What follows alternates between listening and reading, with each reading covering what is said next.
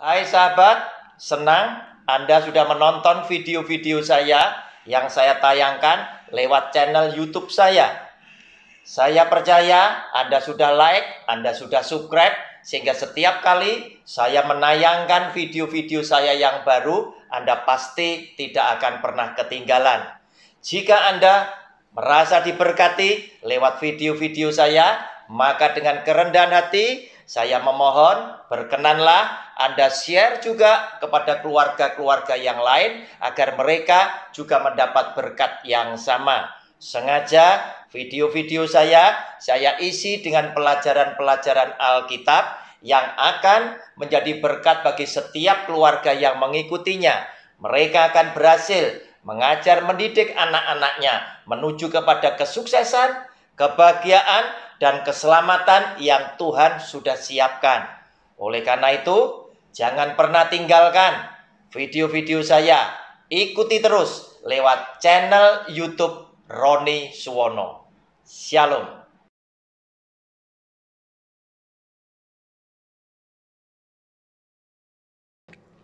Hai sahabat, jumpa kembali dengan channel pribadi saya lewat program Sabar Selidiki Alkitab bersama Roni Suwono. Bapak Ibu, kita memasuki video yang ke-9 dari pelajaran Alkitab berseri dengan judul besarnya Yesus lahir, mati, dan dibangkitkan. Lewat judul besar ini sengaja kita akan pelajari mulai video yang pertama hingga yang ke-12 nantinya, yaitu kita ingin mengetahui bagaimanakah riwayat hidup Yesus yang adalah Kristus sejak saat dia lahir, kemudian dia melayani Tuhannya, kemudian dia mati di atas kayu salib, dia dibangkitkan, dan dia naik ke surga. Oleh karena itu, sekarang persiapkan alat tulis Bapak Ibu sekalian, buka Alkitabnya. Saya mau mengajak Anda semuanya memperhatikan bacaan firman Tuhan yang hari ini kita akan pikirkan bersama-sama dari Matius pasal 16 ayatnya ke-21 hingga yang ke-24. Judul bacaannya adalah pemberitahuan pertama tentang penderitaan Yesus dan syarat-syarat mengikut Dia. Sejak waktu itu, Yesus mulai menyatakan kepada murid-muridnya bahwa ia harus pergi ke Yerusalem dan menanggung banyak penderitaan dari pihak tua-tua, imam-imam kepala, dan ahli-ahli Taurat, lalu dibunuh dan dibangkitkan pada hari ketiga. Tetapi Petrus menarik Yesus ke samping dan menegur dia, katanya, "Tuhan, kiranya Allah menjauhkan hal itu. Hal itu sekali-kali takkan menimpa engkau." Maka Yesus berpaling dan berkata kepada Petrus, "Enyahlah iblis, engkau suatu batu sandungan bagiku, sebab engkau bukan memikirkan apa yang dipikirkan Allah, melainkan apa yang dipikirkan manusia." Lalu Yesus berkata kepada murid-muridnya, "Setiap orang yang mau mengikut aku, ia harus menyangkal dirinya, memikul salibnya, dan mengikut aku." Saudara, berita yang disampaikan oleh Tuhan Yesus kepada Petrus dan kawan-kawan bukan berita baik. Banyak orang senang mendengar berita itu baik dan boleh dialami di dalam kehidupan mereka masing-masing. Tetapi kali ini adalah kali pertama Yesus yang adalah Tuhan menyampaikan berita kepada Petrus dan kawan-kawan bahwa sebentar lagi dia harus mengalami banyak penderitaan oleh karena imam-imam, oleh karena tua-tua, oleh karena ahli Taurat dan orang Farisi, dan dia akan dibunuh di atas kayu salib, dan pada hari ketiga dia akan dibangkitkan kembali oleh Bapanya yang ada di sorga. Saudara, apa yang akan dialami oleh Tuhan Yesus bukanlah sesuatu yang baik. Inilah yang akibatnya membuat Petrus dan kawan-kawan saking cintanya kepada Yesus yang adalah Tuhan dan Guru mereka, maka Petrus berkata, "Tuhan, pastilah Allah akan menjauhkan hal itu dari kehidupanmu. Allah pasti akan membela engkau." Namun apa yang terjadi? Yesus yang adalah Tuhan justru memarahi Petrus, menghardik Petrus, dan dia berkata di dalam ayat ke-23, maka Yesus berpaling dan berkata kepada Petrus, "Enyahlah iblis, engkau suatu batu sandungan bagiku, sebab engkau bukan memikirkan apa yang dipikirkan Allah, melainkan apa yang dipikirkan manusia." Nah, saudara, apa pesan yang sesungguhnya ingin Yesus sampaikan kepada saudara dan saya, kepada Petrus, dan kepada teman-teman yang lain? Yaitu, ingat, Anda dan saya harus mulai memikirkan apa yang ada di dalam pikiran Tuhan. Walaupun seringkali apa yang menjadi pikiran Tuhan yang boleh terjadi dalam hidup Anda dan saya bukanlah sesuatu yang enak di dalam kehidupan kita. Mungkin Tuhan izinkan sesuatu yang kurang baik menurut kita, sesuatu yang berat untuk kita lewati, boleh terjadi. Dan itu menjadi pikiran Tuhan. Maka hal itulah yang tetap harus kita jalankan dengan rasa syukur, oleh karena kita sedang mengemban tugas yang menjadi pikiran Tuhan. Oleh karena itu, dia juga tunjukkan kepada Petrus apa yang akan terjadi di dalam kehidupan Yesus bukanlah sesuatu yang enak, bukanlah sesuatu yang nyaman. Dia akan menderita, mati di atas kayu salib. Tetapi itulah sebagai cermin, jika Anda dan saya semakin hari memiliki iman yang semakin dewasa, kita baru bisa menerima walaupun yang terjadi atas hidup kita bukan sesuatu yang enak di dalam kehidupan kita, tapi jika itulah yang menjadi pikiran Tuhan, maka kita akan lewati semuanya dengan rasa syukur, karena kita tahu dengan demikian kita telah memuliakan Dia. Nah, saudara, di atas kayu salib Dia menebus dosa manusia. Kenapa harus Dia naik ke atas kayu salib? Tidakkah jika Dia adalah Tuhan, Dia yang Maha Kuasa, Dia bisa saja hadirkan menurut caranya Dia.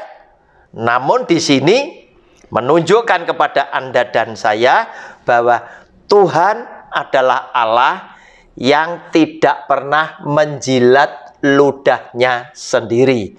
Apapun firman yang sudah keluar dari mulut Allah, Dia tetap adalah Tuhan yang konsisten menjalankan semua firman yang sudah Dia ucapkan. Kita ingat satu kali peristiwa Adam dan Hawa diberitahu oleh Tuhan, di mana Tuhan berkata, "Adam, semua buah dari pohon yang ada di taman ini boleh kamu makan, tetapi ingat, buah daripada pohon yang di tengah-tengah taman jangan kamu makan. Kalau kamu makan, maka kamu akan mati." Nah, saudara, terkait dengan kehendak bebas yang Tuhan anugerahkan kepada manusia, berarti manusia diberi kehendak bebas untuk menentukan pilihannya. Apakah mau memilih taat kepada perintah Tuhan, ataukah mau menuruti hawa nafsunya. Manusia diberi kehendak bebas. Artinya, manusia Artinya manusia boleh memilih. Sehingga dengan hal ini kita tahu ada banyak pendapat dari kita saat ini bahwa mereka berkata hidup ini adalah pilihan. Karena apa? Ternyata manusia boleh memilih, termasuk sekalipun manusia memilih untuk tidak taat atau melanggar perintah Tuhan. Namun Tuhan yang sudah memberikan kehendak bebas tetaplah adalah Tuhan yang penuh dengan kemuliaannya.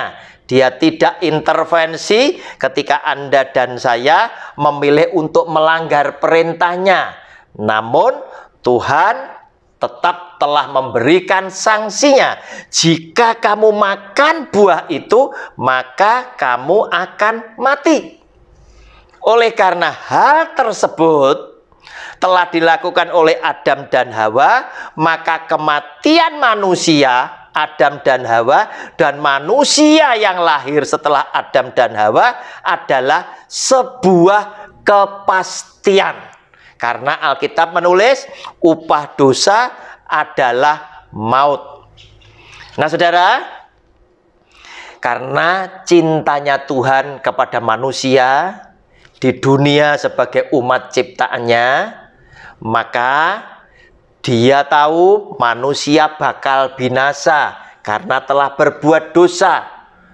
Maka Dia langsung merancangkan sebuah karya keselamatan di mana Tuhan waktu itu langsung bernubuat. Dan Dia berkata, maka keturunan perempuan ini, keturunan Hawa, yang dimaksud adalah Yesus yang adalah Kristus, Tuhan yang berkenan menjelma menjadi manusia dalam wujud jati diri Kristus Yesus, yang nanti akan meremukkan kepalamu, meremukkan kepala ular, yaitu Dia yang mati di atas kayu salib.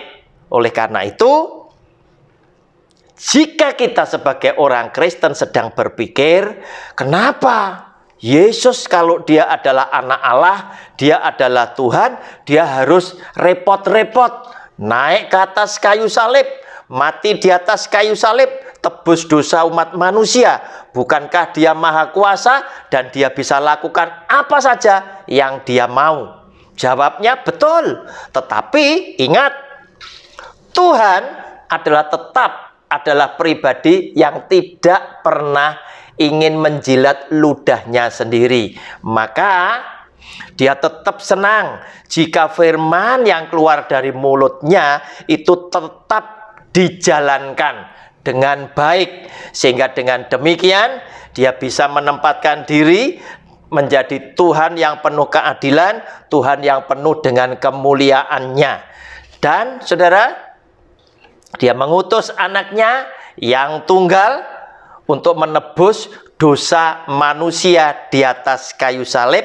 Oleh karena sejak Adam dan Hawa berbuat dosa, kita menjadi mengenal bahwa manusia yang lahir setelah Adam dan Hawa memiliki dosa bawaan, dosa asal atau original sin, akibat Adam dan Hawa melanggar firman Tuhan. Sehingga dengan demikian upah dosa adalah mati, harus tetap dijalani. Tetapi jika manusia ingin mendapatkan kehidupan yang kekal, berarti manusia membutuhkan seorang penebus, seorang juru selamat, yaitu Yesus yang adalah Tuhan, yang ketika Dia harus mati di atas kayu salib, Dia mengalami begitu banyak penderitaan, bukan hanya secara fisik, tetapi secara batiniah menurut saya adalah penderitaan yang paling berat dibandingkan dengan yang fisik. Kenapa? Karena saya melihat sekujur tubuh Tuhan Yesus sudah hancur dengan cambuk daripada pasukan bangsa Romawi, sehingga Dia pun sudah tidak bisa membedakan lagi luka yang mana yang menimbulkan rasa paling sakit. Tetapi yang dia bisa rasakan adalah sakitnya hati ini. Ketika dia datang untuk menyelamatkan orang yang berdosa, justru orang yang berdosa yang dicintai oleh dia, sebagian besar berkata, salibkan dia. Mereka tetap meminta kepada Pontius Pilatus untuk menyalibkan Kristus di atas kayu salib dan membebaskan seorang penjahat, gantikan dia untuk dibebaskan. Inilah yang terjadi, yang mendatangkan luka, perasaan sedih di dalam batin Tuhan Yesus. Juga ketika dia ada di atas kayu salib, orang yang membenci dia telah mengolok-ngolok dia. Jika engkau adalah anak Allah, buktikan engkau turun dari kayu salib. Orang lain engkau tolong, tetapi bagaimana dengan dirimu sendiri? Sanggupkah engkau menolong dirimu sendiri?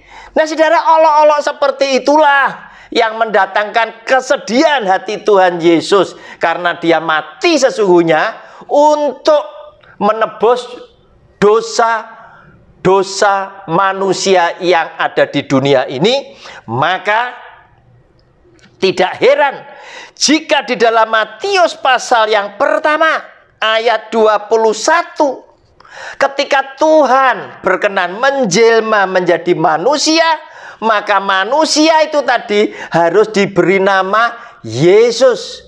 Saudara, saya bacakan Injil Matius pasal 1 ayat 21. Berkata demikian, ia akan melahirkan anak laki-laki, dan engkau akan menamakan dia Yesus, karena dialah yang akan menyelamatkan umatnya dari dosa mereka. Saudara, umat yang mana? Yaitu yang dimaksud umatnya adalah seluruh manusia yang ada di dalam alam jagat raya ini. Kenapa? Karena semua manusia telah memiliki dosa asal, telah memiliki dosa bawaan, telah memiliki original sin. Akibat Adam dan Hawa berbuat dosa pertama kali dengan tidak mentaati firman Allah. Nah, saudara, namun di atas kayu salib justru dia menjadi berkat untuk saudara dan saya. Yang pertama, dia ingin tunjukkan bahwa Tuhan adalah Allah yang konsisten dengan hukum-hukumnya. Dia adalah pribadi yang maha kuasa, yang maha adil, dan maha mulia. Setiap firman yang keluar dari mulut Allah, dia pasti akan genapi. Dia tidak akan jilat ludah sendiri. Tetapi upah dosa adalah maut. Itu tetap dia jalankan. Dan oleh karena cintanya Tuhan kepada manusia, maka dia rancangkan sebuah karya keselamatan dengan mengorbankan sendiri anaknya yang tunggal, Yesus Kristus Tuhan, untuk mengampuni dosa-dosa umat manusia yang percaya di dalam namanya. Sehingga setiap orang yang percaya di dalam nama Yesus Kristus Tuhan dan melakukan firman Tuhan, itu yang akan diselamatkan. Sehingga dengan dia naik di atas kayu salib, Tuhan Yesus telah membuktikan bahwa Tuhan adalah Allah yang selalu menggenapi firman-Nya. Kemudian yang kedua, dia telah berhasil menebus dosa umat manusia, sehingga manusia yang berdosa itu tadi telah diampuni dosa-dosanya oleh Tuhan, karena sejak Adam dan Hawa melanggar perintah Tuhan, Tuhan mengusir Adam dan Hawa dari Taman Eden. Dan kita tahu ketika mereka diusir dari Taman Eden, hidup manusia dikatakan menjadi terpisah dari Allah. Tidak ada hubungan lagi dengan Allah. Sehingga manusia yang menyadari bahwa mereka adalah orang berdosa, ketika mereka mau minta pengampunan dosa kepada Tuhannya, manusia tidak bisa seenaknya datang kepada Allahnya. Karena apa? Manusia dengan Tuhan telah berseteru. Butuh satu pengantara yang bisa mendamaikan manusia dengan Allahnya. Tetapi pada waktu itu pendamaian belum terjadi. Sehingga setiap orang yang mau minta pengampunan dosa harus datang kepada imam besar untuk mempersembahkan hewan ternak yang mereka sudah bawa untuk dimohonkan agar supaya keluarga ini, agar supaya pribadi ini diampuni dosa-dosa mereka. Mereka membawa sapi lembu, kambing domba, burung tekukur dan lain sebagainya untuk memohon pengampunan dosa atas dosa-dosa mereka. Dan sampai saat ini kita belajar Alkitab ini tadi, masih banyak bangsa-bangsa lain yang tetap melakukan hal yang demikian. Oleh karena itu dijalankan oleh bangsa Israel pada waktu Musa dengan hukum Tauratnya. Namun ketika Yesus yang adalah anak Allah, yang diandaikan sebagai anak domba Allah yang tak bercacat dan tak bercela, telah mengorbankan nyawanya di atas kayu salib menebus dosa dunia ini tadi, maka saudara, yang terjadi adalah manusia didamaikan kembali kepada Tuhannya. Dan ketika Yesus yang adalah Kristus mati di atas kayu salib, Alkitab mencatat tabir bait Allah yang menjadi penyekat selama ini, sehingga manusia tidak bisa berhubungan secara langsung dengan Allahnya kecuali melewati seorang imam besar. Maka dikatakan dalam kitab suci kita itu terbelah dari atas ke bawah, terbelah menjadi dua dari atas ke bawah, yang menandakan bahwa Allah menerima korban persembahan anak domba Allah, Yesus yang adalah Kristus, menjadi penebus dosa seluruh umatnya. Sehingga dengan demikian setiap orang yang percaya kepada nama Yesus Kristus Tuhan dan setia melakukan firman-Nya telah didamaikan dengan Allah, sehingga Anda dan saya bisa datang sewaktu-waktu di dalam doa tanpa harus melewati seorang imam besar manapun. Oleh karena itu, saya menggarisbawahi, saudara biasakan berdoa secara pribadi. Tidak usah harus. Kalau tidak lewat doa pendeta itu, Anda menjadi orang yang ragu-ragu apakah doamu dikabulkan atau tidak. Walaupun dalam tanda kutip, saya banyak melihat banyak hamba Tuhan yang mengkondisikan dirinya seperti ini, seakan-akan jika lewat aku, maka apa yang kau minta pasti terkabul. Saudara, itu omong kosong. Kenapa? Karena sejak Tuhan Yesus mati di atas kayu salib, Dia telah mendamaikan, menjadi berkat buat dunia, mendamaikan. Tuhan berdamai kembali dengan manusia yang berdosa. Oleh karena dia telah berkata di atas kayu salib, Bapa, sudah selesai. Oleh karena itu, saudara, di atas kayu salib pun dia tetap menjadi berkat untuk dunia, karena apa yang dia lakukan bukan pikiran manusia, tetapi apa yang dia lakukan adalah pikiran Allah. Shalom, kita berjumpa di video yang akan datang. Amin.